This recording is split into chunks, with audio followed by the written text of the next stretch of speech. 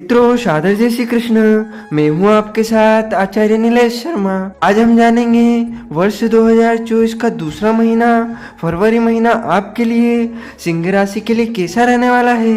क्या रहेगी ग्रहों की स्थिति और वह आपके जीवन में क्या बदलाव लेकर आने वाले हैं। आपका कार्य क्षेत्र यानी कि आपका करियर, आपकी नौकरी कैसी रहने वाली है, आपका व्यापार कैसा रहने वाला है, आपकी आर्थिक स्थिति यानी आपकी कमाई व आपके खर्चे कैसे रहने वाले हैं, आपका स्वास्थ्य यानी कि आपकी सेहत कैसी रहने वाली है, आपका प्रेम जीवन तथा आपका वैवाहिक जीवन कैसा रहने वाला है, आपका पारिवारिक जीवन, आपका परिवार में क्या माहौल रहेगा और उपाय के रूप में अंत में आपके सभी ज्योतिषी उपाय बताएंगे। चलिए सबसे पहले आपके कार्य क्षेत्र यानी करियर की बात करते हैं।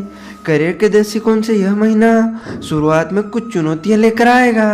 नौकरी करने वाले जातकों की बात करें तो दशम भाव के स्वामी शुक्र महाराज अपने से अष्टम भाव में यानी कि पंचम में महीने की शुरुआत में मंगल के साथ उपस्थित रहेंगे, जिससे नौकरी में बदलाव के प्रबल योग बनेंगे। यदि आप नौकरी प्राप्ति की दिशा में प्रयास कर रहे हैं तो इस दौरान आपको सफलता मिल सकती है और कोई दूसरी नौकरी प्राप्त हो सकती है।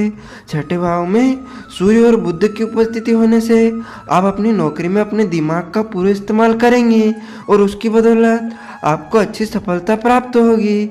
महीने के उत्तरार्ध में मंगल और शुक्र आपके छठे भाव में रहेंगे। विरोधी भी उत्पन्न हो सकते हैं, आपको परेशान कर सकते हैं, हालांकि इनसे आपको परेशान होने की आवश्यकता नहीं है और अपना काम करते रहना है। व्यापार जगत के लोगों के लिए महीना अच्छा रहने वाला है, क्योंकि सप्तम भाव के स्वामी शनि महाराज सप्तम भाव में विराजमान रहेंगे और धीरे धीरे आपके व्यापार में उन्नति लेकर आएंगे। आपको बाहरी माध्यमों से अपने व्यापार में सफलता मिल सकती है। व्यापार के सिलसिले में की गई यात्राएं आपको अच्छी सफलता प्रदान कर सकती है।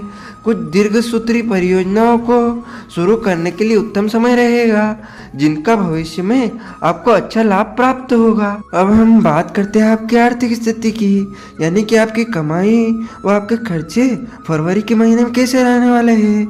यदि आपकी आर्थिक स्थिति को देखा जाए तो महीने की शुरुआत औसत रहने वाली है। एक तरफ तो मंगल और शुक्र पंचम भाव में बैठकर आपके एकादश भाव को देखेंगे, इससे आपके आमदनी में जबरदस्त बढ़ोतरी होने के योग बनेंगे। लेकिन दूसरी तरफ सूर्य और बुध के द्वादश भाव को देखने से खर्चों में तेजी आएगी और आपकी बेतहाशा खर्चे बढ़ेंगे, जो आपको परेशानी में डाल सकते हैं। इसके बाद मंगल और शुक्र के भी छठे भाव में आकर द्वादश भाव पर दृष्टि डालने से खर्चों में और तेजी आएगी। मासिक राशिफल 2024 संकेत दे रहा है कि इस अवधि आप अपनी सुख सुविधाओं पर खुलकर धन खर्च करेंगे, जिससे धन की कुछ समस्याएं हो सकती है। दूसरे भाव में केतु का विराजमान होना भी धन लाभ के दृष्टिकोण से अधिक अनुकूल नहीं रहेगा। राहु के अष्टम भाव में होने से धन हानि के योग बन सकते हैं, इसीलिए किसी भी तरह का निवेश सोच समझ कर करें।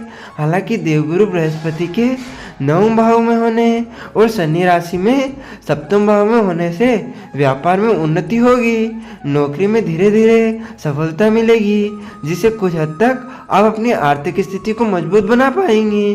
फिर भी आपको सोच समझकर ही धन खर्च करना होगा। अब हम बात करते हैं आपके स्वास्थ्य की, यानी फरवरी में आपकी सेहत कैसी रहेगी। यह महीना स्वास्थ्य के दृष्टिकोण से मिले जुले परिणाम लेकर आएगा।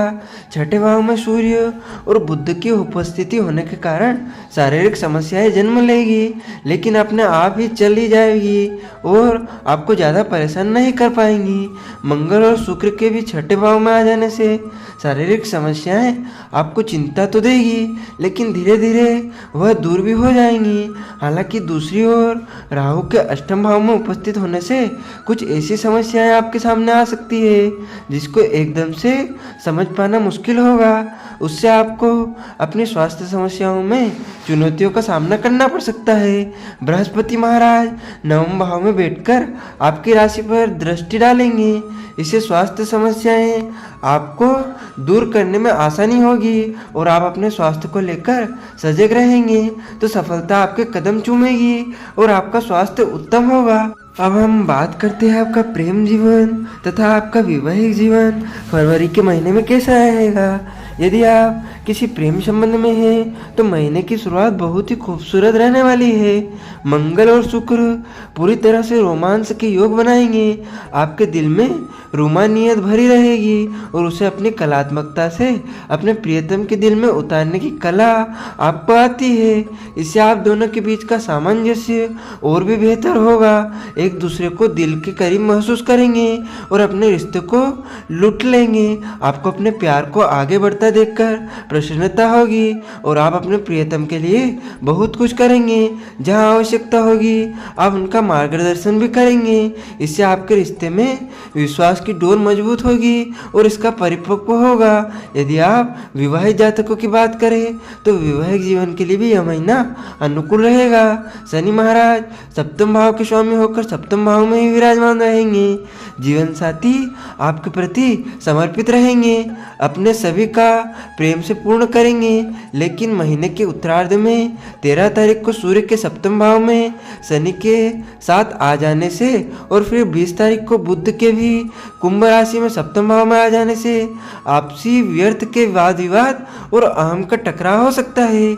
इससे बचने की कोशिश करेंगे तो वैवाहिक जीवन का लाभ उठा पाएंगे। अब हम बात करते हैं आपके पारिवारिक जीवन की। यह महीना पारिवारिक तौर पर मध्य में आने की संभावना है। महीने की शुरुआत अच्छी रहेगी। चतुर्थ भाव के स्वामी मंगल पंचम भाव में रहकर आपसी प्रेम और सामंजस्य की भावना को बढ़ाएंगे। लेकिन दूसरे भाव में पूरे महीने केतु की उपस्थिति पारिवारिक सदस्यों के बीच कुछ न कुछ मतभेद उत्पन्न कर सकती है। आपकी वाणी में कुछ ऐसे शब्द निकलेंगे जिनका एक से अधिक अर्थ निकाले जा सकते हैं और बात का बंतंगड़ बनाया जा सकता है, जिससे कुटुंब लोगों में आपसी तनातनी या अलगाव की संभावना बन सकती है। उसको दूर करने के लिए थोड़ा धैर्य दिखाना होगा। राहु के अष्टम भाव में विराजमान रहने से पिताजी को स्वास्थ्य समस्याओं का सामना करना पड़ सकता है, इसलिए उनके स्वास्थ्य का ध्यान दें। भाई बहनों से आपको पूरा सहयोग मिलेगा और उनसे आपका रिश्ता प्रेमवत चलता रहेगा। आपको बाधाओं से बचने के लिए तथा आपके सभी कार्य निश्चय ही पूर्ण हो इन ज्योतिषीय उपायों को करना चाहिए। आपको राह के कुत्तों को खाने खिलाने के लिए कुछ न कुछ देना चाहिए। बृहस्पतिवार के दिन गीले चावल बनाकर सरस्वती माता को भोग लगाएं और खुद भी प्रसाद के रूप में खाएं। अपने मस्तक पर केसर का तिलक अवश्य लगाएं। प्रतिदिन तांबे के लोटे में थोड़ा जल और गंगा जल लेकर और उसमें थोड़ा सा लाल कुमकुम या लाल मिर्च के बीज मिलाकर सूर्यदेव को अर्पित करें। इससे आपके ऊपर आने वाली सभी बाधाएं शांत होंगी और आपके सभी कार्य निश्चय ही पूर्ण होंगे। आपको और आपके पूरे परिवार को सादर जय श्री कृष्ण, सादर धन्यवाद।